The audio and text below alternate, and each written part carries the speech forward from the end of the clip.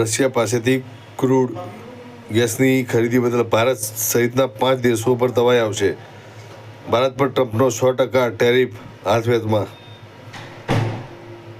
Lindsay ગ્રાહામ bill American સેનેટમાં 86-11ના જંગી બહુમતથી પસાર. હવે 31 ઓગસ્ટે પ્રતિનિધિ સભામાં રજૂ કરાશે. વિદેશીઓને મળતો 60 દિવસનો ગ્રેસ પીરિયડ બંધ કરવા દરખાસ્ત. અમેરિકામાં નોકરી ગુમાવનાર વિદેશીઓએ તુરંત દેશ છોડવો પડશે.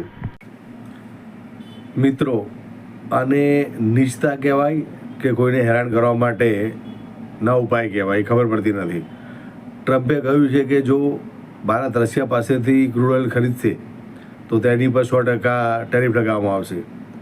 હવે આ રશિયા પાસેથી આપણને જે ક્રૂડ મળી રહ્યું છે તે સસ્તું હોય છે અમેરિકા કરતાં ઘણું બધું. તેના કારણે આપણને પેટ્રોલ, ગેસ અને ઘણી વસ્તુઓ છે તે સસ્તી મળતી હોય છે.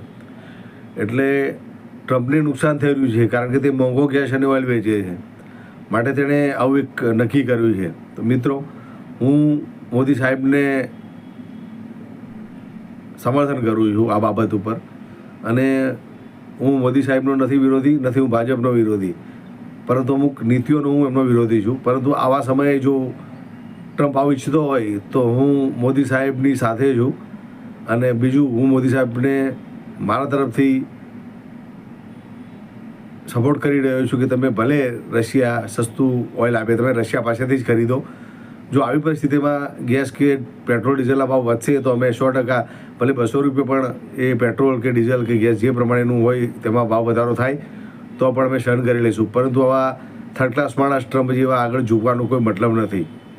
આ બાબતમાં મોદી સાહેબ, હું તમારી સાથે છું. તમે ઓઇલ રશિયા પાસેથી જ ખરીદજો.